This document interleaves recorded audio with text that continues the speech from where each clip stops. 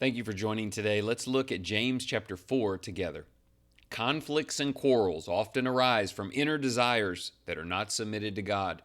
People want things but do not ask God or ask with selfish motives. None of this pleases the Father. Friendship with the world also opposes God because it leads the heart away from Him. Yet, God continues to offer His grace. He calls people to humility, urging them to submit to Him, resist the devil, and draw near. Cleansed hands and purified hearts are part of true repentance. Speaking evil against others and judging them is discouraged, for only God is the true lawgiver and judge. People are reminded not to boast about tomorrow since life is uncertain. Instead, they should seek God's will and do what is right, knowing that obedience brings honor to Him. Several things going on there. Checking our hearts and our motives, the way we look to others and judge them, and the way that we're using every day. Don't waste a day on jealousy and judgment. Use every day for the will of God while you still have time. We often find ourselves in conflict because we pursue our own desires instead of seeking God. We desire things for selfish reasons and forget to ask with humble hearts. When we choose worldly values over God's ways, we create a distance between ourselves and Him. Yet He offers grace for those who see their need for Him. But we must take seriously our sin and approach Him with absolute humility. We're instructed to purify our hearts and turn from pride. We must not speak against others or judge them harshly.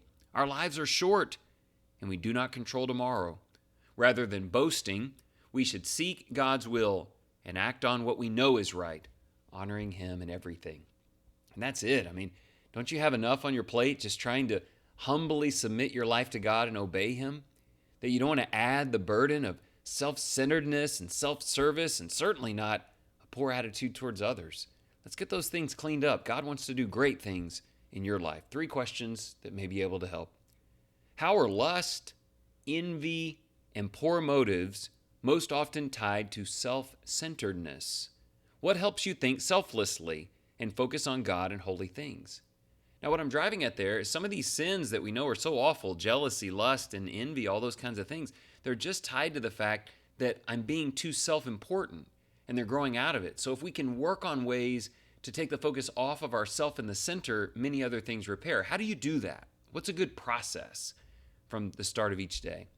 Question 2, what will God do if you submit to Him? Draw near to Him and be humble before Him.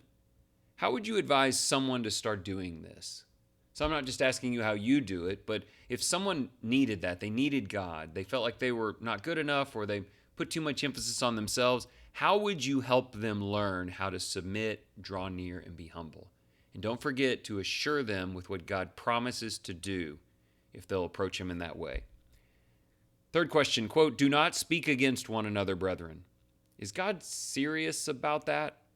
How should we treat each other if life is short and days are uncertain? If you follow any of the stuff that I preach or teach, I talk about this a lot. Sometimes Christians just don't treat each other well. And it's this big, noble, holy war thing going on. Look, there has to be a better way. There's going to have to be a better way. God is serious about this. How should we treat each other knowing we may all stand before our Lord today? Let's finish with a prayer. We're going to need God's help. Holy God, You see our hearts and know our desires. Help us lay down selfish ambition and seek Your will above our own. Teach us to be humble, to draw near to You, to trust that You will lift us up at the proper time. Cleanse our hearts of pride and guide our steps away from envy and strife. Remind us that life is short and each day is a gift from You. May we speak with grace, live with purpose, and live within Your divine will. Let our plans be shaped by Your wisdom and directed by Your hand.